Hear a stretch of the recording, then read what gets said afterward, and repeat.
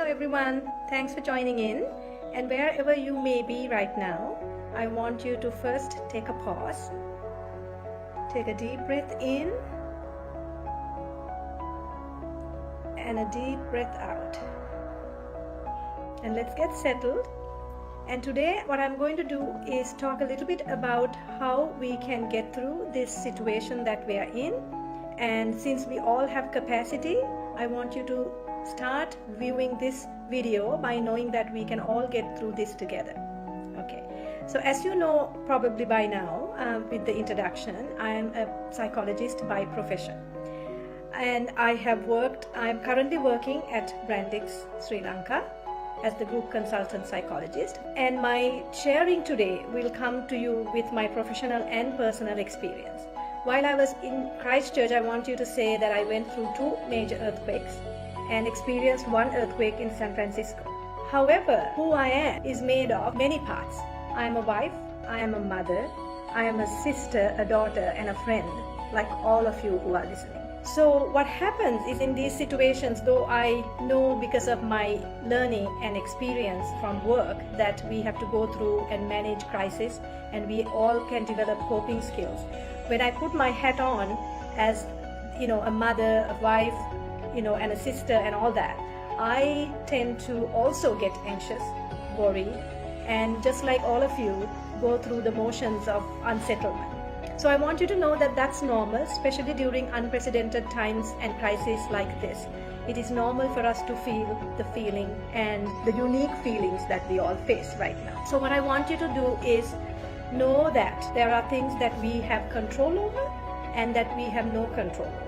What happens is when we go through difficult times, we feel, especially when there's an end to this situation, when there's people dying around us, when this is taking a long time, and other people around us are feeling anxious and nervous and stressed out, we also tend to follow that. And when we can cope with situations before, and we tend to forget that because we get in the mix of everyone else and start feeling the feelings that they're feeling. The first thing I want you to know is that we all have the capacity to develop coping mechanisms, how we can cope and get through this. We get through this together. So let's see. Also these kinds of situations, I want you to kind of look at it in the more positive light of it, can bring us new experiences, new knowledge. We can start developing our inner self. Crisis can bring us situations that are creating more opportunity for us. We can start connecting with other people in a very positive manner. So all these things are some of the benefits of situations that can be stressful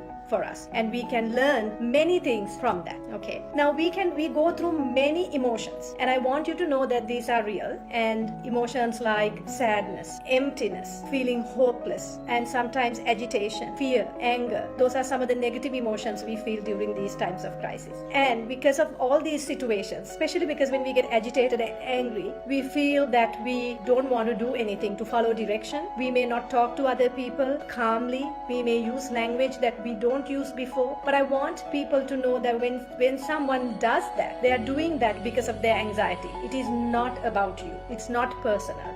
So I want you to try and remember that. So let's take this impact of this event.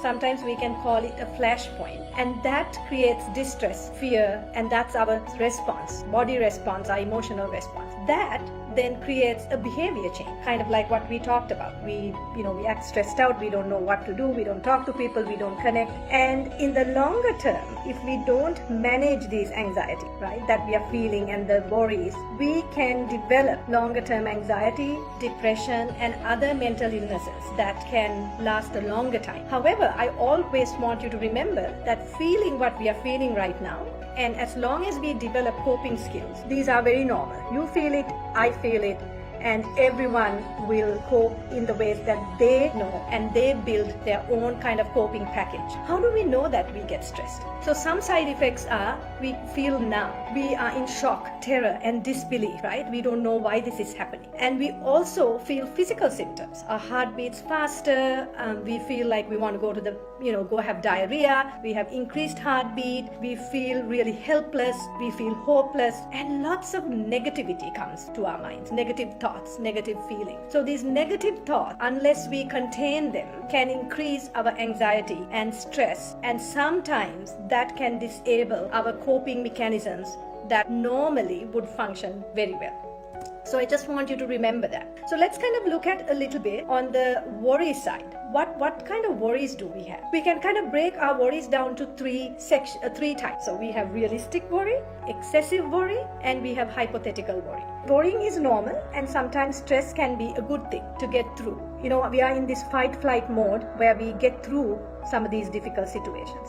So when we are experiencing a real worry is when we can break our worries down and come up with some solutions that can take the worry away, or at least minimize our worry. So things like, we are worried about getting C19, we wash our hands, we keep our social distancing, we can do many things like that. And then excessive worry, that is when we start beginning to feel upset, exhausted, we feel demoralized, we feel like we're living in fear and we cannot lead our normal lives. Then one can go to this extreme worry, called this hypothetical worry, and we also call that catastrophizing, where we feel that we will get C19 and we are going to die, our family members are going to die, we'll be using a ventilator, what will happen to us? So some of those are not in our control. So when those kinds of things happen, what we want to do is know that that's going through our mind, put that aside, distract ourselves, and start doing something that we can cope with, or get in and do an exercise,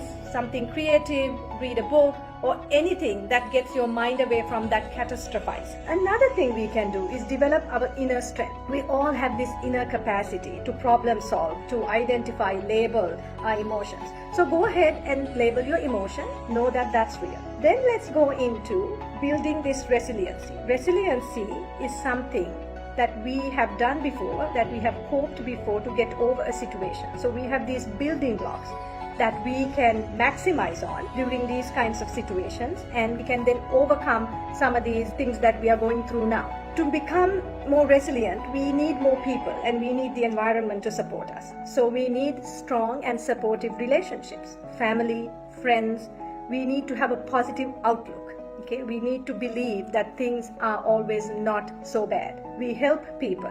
We have spirituality, sense of hope, creativity, humor. All these help us overcome and build resilience. We call them protective factors that help us through difficult times. And add to that, there are two main components: eating well and getting enough rest. Now, the other thing is, we also should not fight our anxiety, right? We want to label it, solve it, and get to the next thing that we have to do in our life that holds us. We may have children, we may have work to do, so we don't want to have the anxiety just keep us where we are at. What we can do is, if you are feeling anxious and you don't really know what to do with it, you can try to see what your anxiety level is. So if you monitor your anxiety level for a week or 2 weeks, and if you're in the higher numbers, I would encourage you to get advice, seek help, see what kind of things you can do to reduce this anxiety.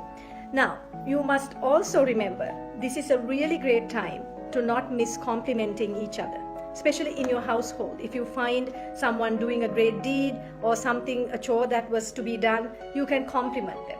This is also another way of improving and connecting with people. What I want you to take away from today are a few items. I want you to believe that you have the capacity to weather this storm. Connect is what I would say to you. You will find those building blocks that's going to pull you through. Also, find yourself time to get the correct information. Listen to websites that give accurate information and minimize watching TV that might take us back to the over worry and the catastrophize. Okay, so capacity, know that we have it. Connect with people, feel your emotion, that is okay, and know that it is normal, and know that real worries have solutions and that we all have solutions. And I want you to really know that difficult situations, emergencies, crises, whatever we call it, create new opportunity. And this is one of those times that you will have to create a lot of inner strength for you and your family. So I want you to be safe and follow directions. I hope this has been kind of helpful for you and you have gathered helpful tips. Please share this with others. And if you have questions and have concerns or want to get more information, please inbox us and we'll try to answer them in our next segment, or we'll get in touch with you. And once again, be safe, be kind to yourself, be healthy, and support each other.